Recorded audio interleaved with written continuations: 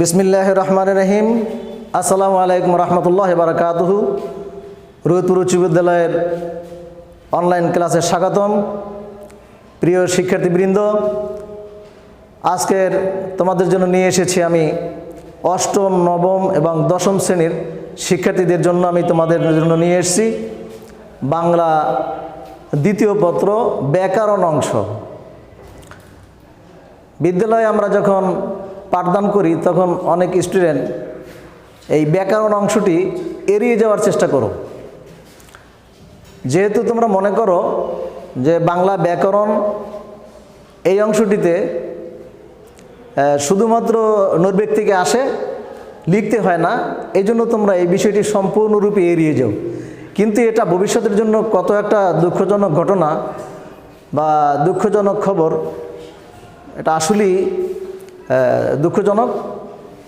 তোমরা এই বিষয়টিতে একেবারেই অমনোযোগী। আমি তাই তোমাদের জন্য আজকের নিয়ে আসছি এই অষ্টম, নবম ও দশম শ্রেণীর শিক্ষার্থীদের জন্য বাংলা ব্যাকরণের যে 4টি স্তর রয়েছে, অংশ রয়েছে, তার মধ্যে একটি গুরুত্বপূর্ণ অংশ হচ্ছে ধ্বনিতত্ত্ব।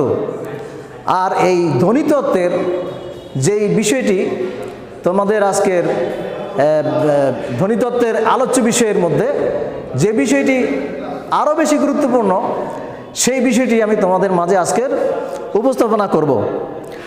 আর সেটি হচ্ছে ধ্বনি বা বর্ণপ্রকরণ বা বর্ণমালা।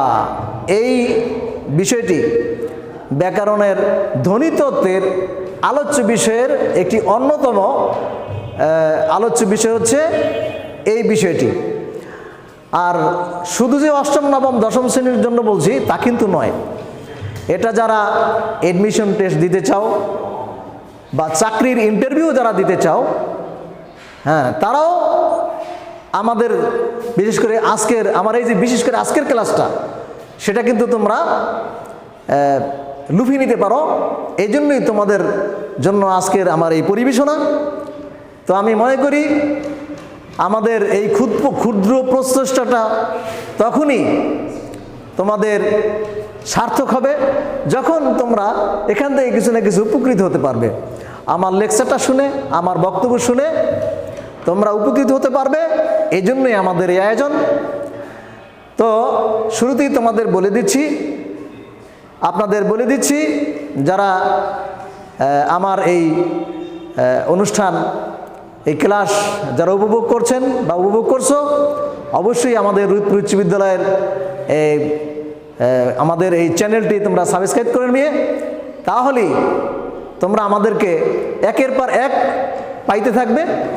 আর নতুন নতুন ভিডিও নিয়ে, নতুন নতুন ক্লাস নিয়ে তোমাদের মাঝে আমরা উপস্থিত হতে পারবো। প্রিয় শিক্ষার্থীবৃন্দ, বেশি আর কথা বাড়াবো না। আমি আজকের পাঠ হিসেবে তোমাদের এখানে আমি ব্ল্যাকবোর্ডে চিহ্নিত করেছি যে আজকের পাঠ হচ্ছে তাহলে ধ্বনিতত্ত্ব। ব্যাকরণ অংশের ধ্বনিতত্ত্বের এই আলোচ্য বিষয় হচ্ছে এই ধ্বনিতত্ত্ব। এই ধ্বনিতত্ত্বের মধ্যে কি কি আছে তোমরা দেখতে পাচ্ছ। ধ্বনি, বর্ণপ্রকরণ বা বর্ণমালা, এই বিষয়টি অনেকে মনে করো আসলে সহজ, আবার অনেকে অনেক বেশি কঠিন মনে করে। তোমরা নিশ্চয়ই এটাকে এড়িয়ে চলেছ। কিন্তু আমি আজকের তোমাদের বুঝিয়ে দেব এই বাংলা দ্বিতীয় পত্র বিষয়ের ব্যাকরণ অংশের এই বিষয়টি তোমরা নিশ্চয়ই কঠিনভাবে নিবে না, অবশ্যই তোমাদের কাছে সহজ মনে হবে।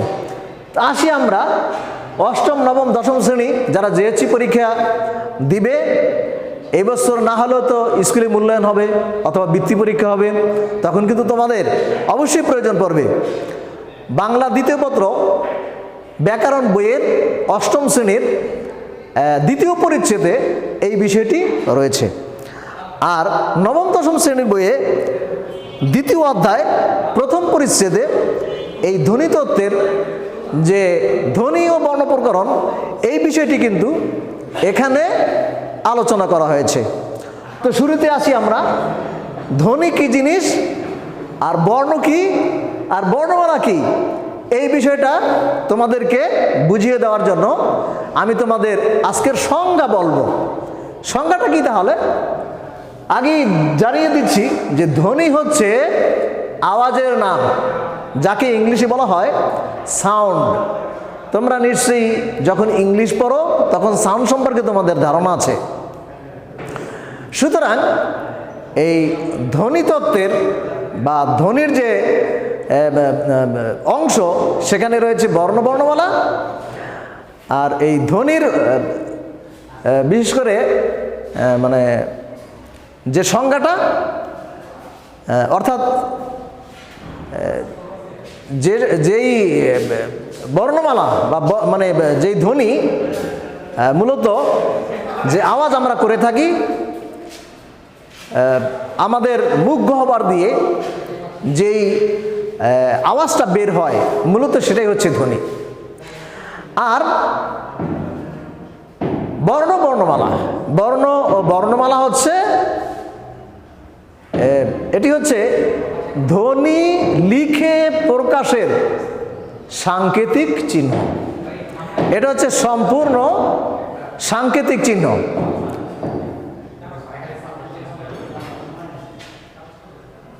সাংকেতিক চিহ্ন হচ্ছে বর্ণমালা। যখন আমরা এটা লিখে প্রকাশ করব তখনই এটা বর্ণমালায় রূপান্তরিত হবে। নিশ্চয়ই তোমরা বুঝতে পেরেছ।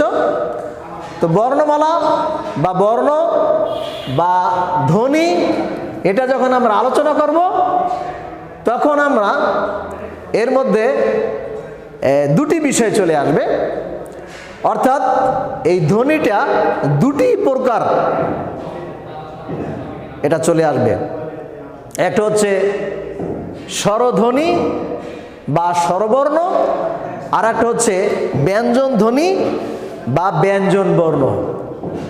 এখন আমরা এর সংজ্ঞার দিকে যাব আর এর উচ্চারণের স্থান এবং এটির পরিচয়, এটির ব্যবহার এবং এটির পুরা এ সম্পর্কে বিস্তারিত আলোচনা তোমাদের মাঝে আমি উপস্থাপনা করব।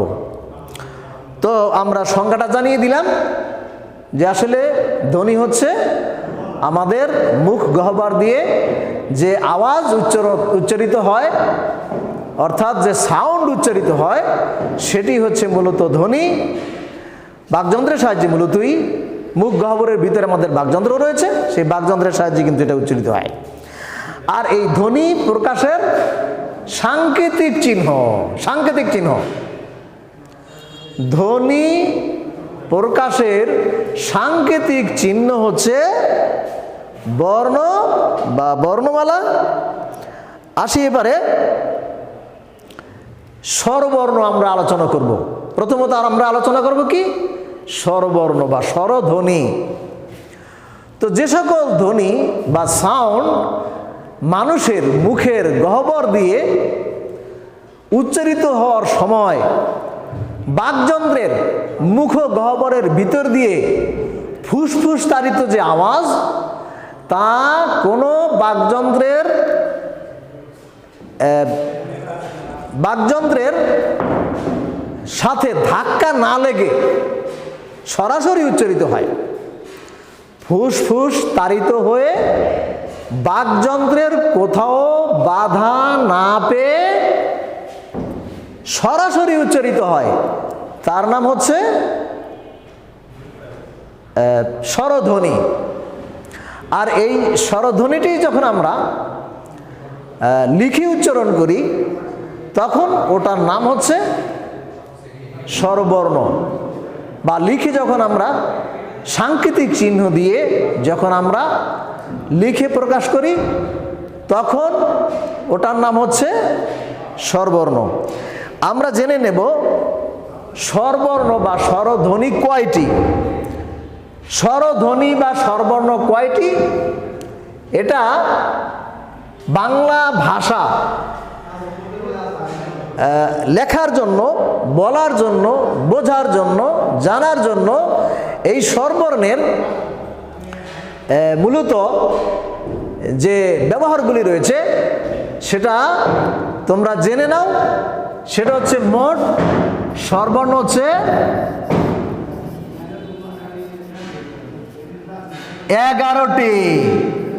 11টি স্বরবর্ণ, 11টি স্বরবর্ণ বা স্বরধ্বনি। এখন আমি একটু আগে এই স্বরধ্বনির সংজ্ঞাটা কিন্তু বলেছি যে যেই ধ্বনি উচ্চারণের সময় মানে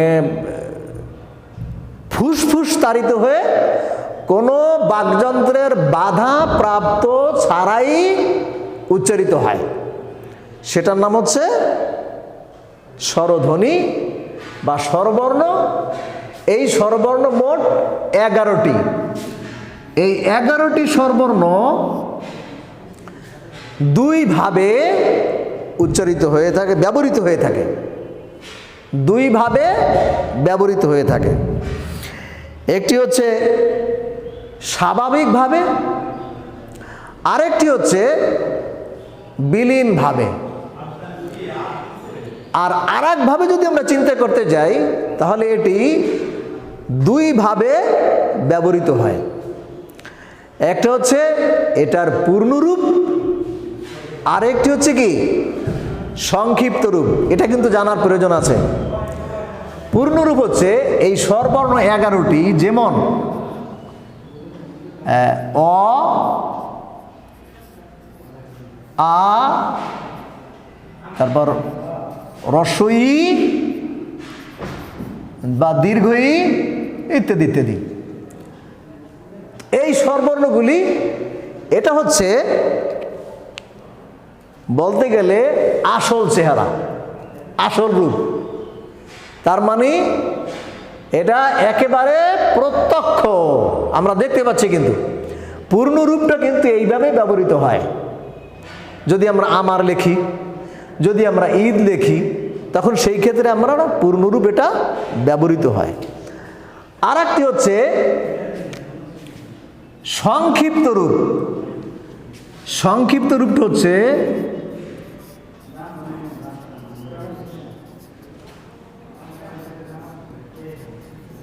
সংক্ষিপ্ত রূপ হচ্ছে যেটাকে বলা হয় কার। কি বলা হয়? কার। এটা কিন্তু পরীক্ষায় আসে। কার কাকে বলে? কারের একটু সংজ্ঞা দিয়ে নিই। স্বরবর্ণের বা স্বরধ্বনির সংক্ষিপ্ত রূপকে কার বলে। তাহলে কার কয়টা? যদি আমরা স্বরবর্ণ যদি মোট 11টি ধরি, আর কার তাহলে হয়ে যাবে একটা কম। কার কিন্তু একটা কম হবে। কার হচ্ছে সংক্ষিপ্ত রূপ। পরীক্ষার খাতায় বা মানে তোমরা পরীক্ষার সময় যখন তোমরা বিষয়টি দেখবে, তোমরা এই বিষয়টি খেয়াল রাখবে যে কার হচ্ছে মোট 10টি। কারের বাস্তব রূপটা হচ্ছে যেমন আকার, রস্যিকার, দীর্ঘিকার, রসুকার। আমরা সাধারণত আদর্শ লিপির মধ্যে সেই ছোটকালে পড়ে আসা আমরা এগুলোকে বানান ফালা হিসেবে পড়েছি।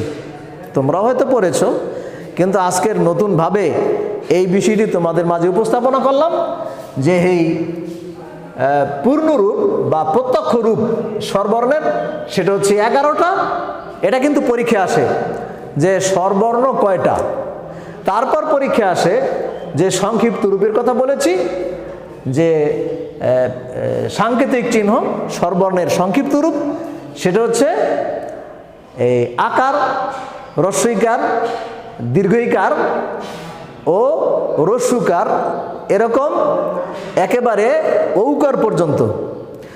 এখানে একটা লক্ষণীয় বিষয় যে স্বরবর্ণ হচ্ছে 11টি, আর সংক্ষিপ্ত যে রূপ অর্থাৎ কার সেটা হচ্ছে 10টি। তার কারণ কার হচ্ছে 10টি, একমাত্র কারণ হচ্ছে এই যেটা অ যে বর্ণটি, এই বর্ণটি কিন্তু কার হিসেবে ব্যবহৃত হয় না।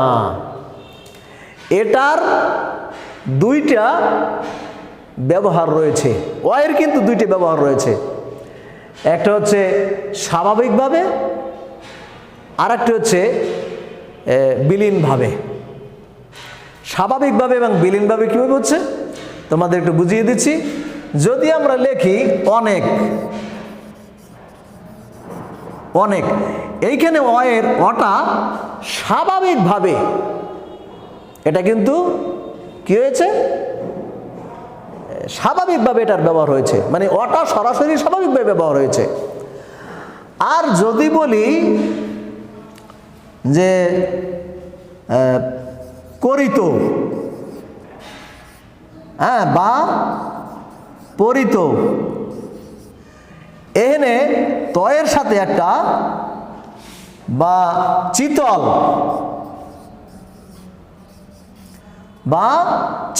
এইখানে তয়ের মধ্যে একটা অলুকায়িত আছে। এখানে একটা কি আছে, অলুকায়িত আছে। যেমন করিত, তযোগ, তত একটা ব্যঞ্জন বর্ণ, তো সে তো স্বর ছাড়া উচ্চারিত হতে পারবে না, ব্যবহৃত হতে পারবে না। সুতরাং এই তয়ের মধ্যে একটা অজড়িত রয়েছে, আর এই তয়ের মধ্যে একটা অজড়িত রয়েছে, আর পরিত এখানেও একটা অজড়িত রয়েছে। এইটা হচ্ছে বিলীনভাবে, মানে পরোক্ষভাবে, যা দেখা যায় না, এটা কিন্তু দেখা যায় না। আর আমি যে এখানে লিখছি অনেক, এখানে কিন্তু সরাসরি ওটা দেখা যাচ্ছে। তো বাংলা ব্যাকরণের এই অ এবং আরেকটি বর্ণ আছে, সেটা হচ্ছে এ, এখন পর্যন্ত আসেনি। এর উচ্চারণ বিধি এবং ব্যবহার বিধিটা তোমাদের আমি বলে দিচ্ছি। বাংলা ব্যাকরণ বইয়ের, অর্থাৎ নবম দশম শ্রেণীর যে বাংলা ব্যাকরণটা রয়েছে, তার 18, 19 ও 20 পৃষ্ঠায়, 18, 19 ও 20 পৃষ্ঠায় এই বিষয়টি তোমরা কি করতে পারবে, পড়ে নিতে পারবে। তোমাদেরকে আমি স্মরণ করিয়ে দিলাম যে এর ব্যবহারটা তোমরা পড়ে নিবা। যেহেতু এর কোনো কার নাই, এর কি নাই, কার নাই, এই বা স্বরে যেটাই আমরা বলি না কেন, এটার কিন্তু কি নাই, কার নাই। যেহেতু এটার কার নাই, তাই এইখানে কার একটি কমে গেছে, এটা 10টি কার হয়েছে, আর স্বরবর্ণ রয়েছে 11টি। তো নিশ্চয়ই তোমরা বুঝতে পেরেছ, মোটামুটি এতক্ষণ পর্যন্ত আমি যে কথাগুলি বলেছি এবং বোর্ডে যা দেখিয়েছি সেটা তোমরা বুঝতে পেরেছ স্বরবর্ণ কাকে বলে, এবং স্বরবর্ণ কয়টি, আর কার কয়টি। তোমরা কার চিনে নিয়েছো, আর কোন বর্ণের কার নাই, এটা পরীক্ষা আসে। কোন বর্ণের কার নাই, হতে পারে ভার্সিটির অ্যাডমিশন টেস্ট, সেখানে কিন্তু এটা আসতে পারে যে কোন বর্ণের কার হয় না। তখন তোমরা বিষয়টা বুঝতে পেরেছ যে এই অবর্ণটার কি হয় না, কার হয় না। তোমরা এই বিষয়টা বুঝতে পেরেছ। তো আমরা এ পর্যায়ে যাব যে এই স্বরবর্ণ, 11টি স্বরবর্ণের উচ্চারণের স্থান অনুযায়ী এর কিছু উচ্চারণের স্থান অনুযায়ী এগুলোর নাম রয়েছে। আমি সেগুলি এখন তোমাদের মাঝে সংক্ষেপে বিবরণ দেব। বিস্তারিত বিবরণ দেওয়ার সময় হবে না, আমি যতটুকু পারি চেষ্টা করব। স্বরবর্ণের উচ্চারণের স্থান রয়েছে 5টি। স্বরবর্ণের উচ্চারণের স্থান ভেদে এগুলোর নাম রয়েছে, বর্ণমালার নাম রয়েছে, আর এগুলির উচ্চারণের স্থান রয়েছে।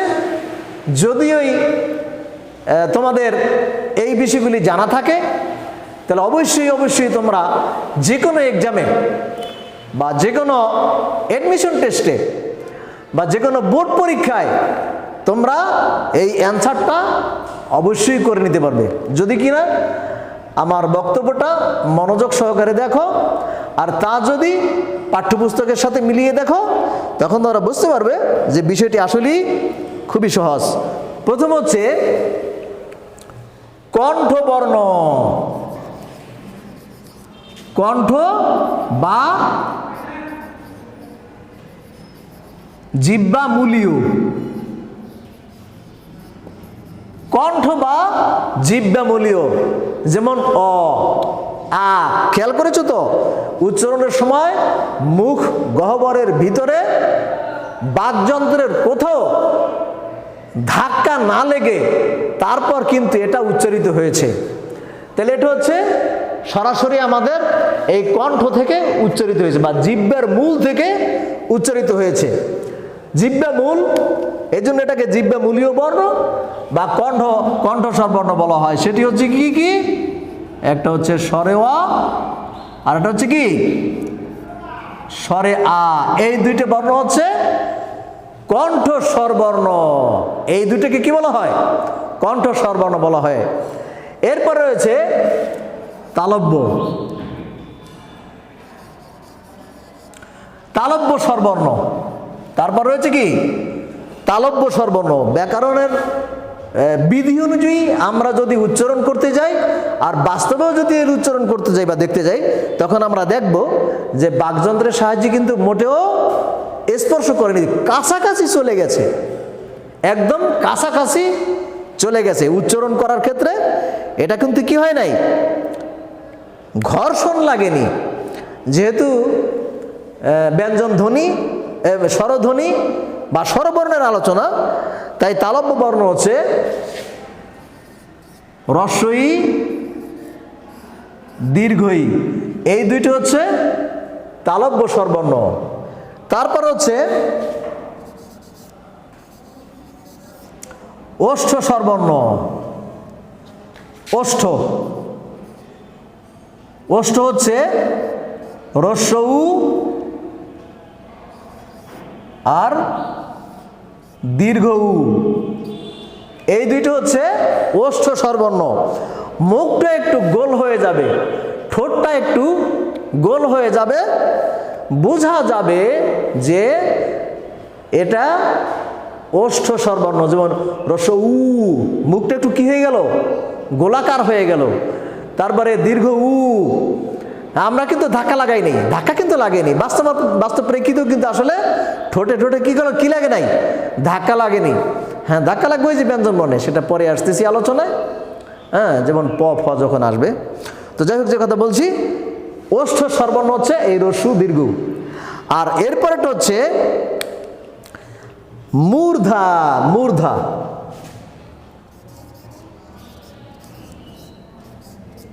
মূর্ধা স্বরবর্ণ।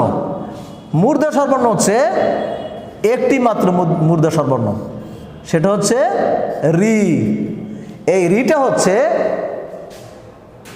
মূর্ধা স্বরবর্ণ, একটি মাত্র মূর্ধা স্বরবর্ণ, আর সেটি হচ্ছে কি রি। এই রিটা হচ্ছে মূর্ধা স্বরবর্ণ। আর এরপর হচ্ছে বাকি থাকে কি এ এবং ওই। এ ওই, এই এ এবং ওই, এই বর্ণ দুটি উচ্চারণের স্থান হচ্ছে কণ্ঠ ও তালু। স্বরবর্ণ উচ্চারণের ক্ষেত্রে দুইটা যোগে, অর্থাৎ দুইটা বাকযন্ত্রের যোগে এই বর্ণ দুটি উচ্চারিত হয়, এ এবং ওই।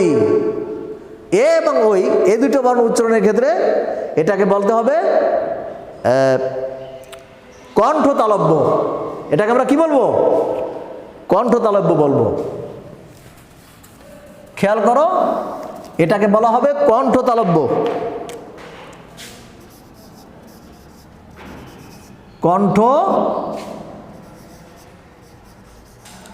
কণ্ঠ তালব্য বর্ণ।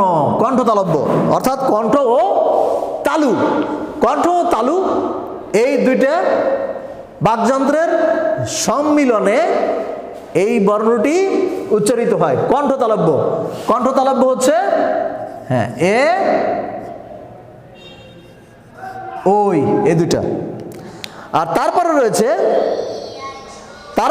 কণ্ঠতালব্য কণ্ঠস্থ, এরপর রয়েছে কণ্ঠস্থ, এরপর আছে কণ্ঠস্থ,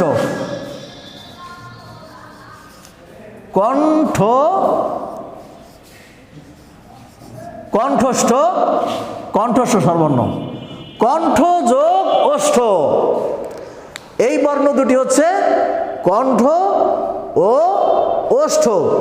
এই দুটি বাকযন্ত্রের সম্মিলনে এই বর্ণ দুটি উচ্চারিত হয়। সেটি হচ্ছে ও আর হচ্ছে ঔ। তাই ও ঔ এই বর্ণ দুটিকে বলা হয় কণ্ঠস্থ, কণ্ঠস্থ স্বরবর্ণ। তাহলে কণ্ঠ তালব্য হচ্ছে দুইটা, আর কণ্ঠস্থ বর্ণ হচ্ছে এই দুইটি। তাহলে আমরা মোটামুটি উচ্চারণের স্থান ভেদে বাংলা স্বরবর্ণকে 5টি ভাগে ভাগ করা হয়েছে। আর এই 5টি ভাগের আলোকে তোমরা বিষয়টি বুঝতে পেরেছো। কয় মিনিট? হ্যাঁ, ইনশাল্লাহ আমি দ্বিতীয় পর্ব ক্লাস, অর্থাৎ এই ব্যাপারে এই একটিমাত্র ক্লাস প্রথম তোমাদের আজকের উপস্থাপনা করলাম।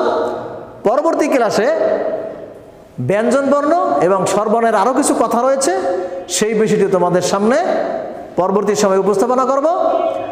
সেই আশাবাদ ব্যক্ত করে আজকের এই সংক্ষিপ্ত ক্লাস শেষ করছি। আল্লাহ হাফেজ। আসসালামু আলাইকুম রহমতুল্লাহ ওয়া বারাকাতুহু।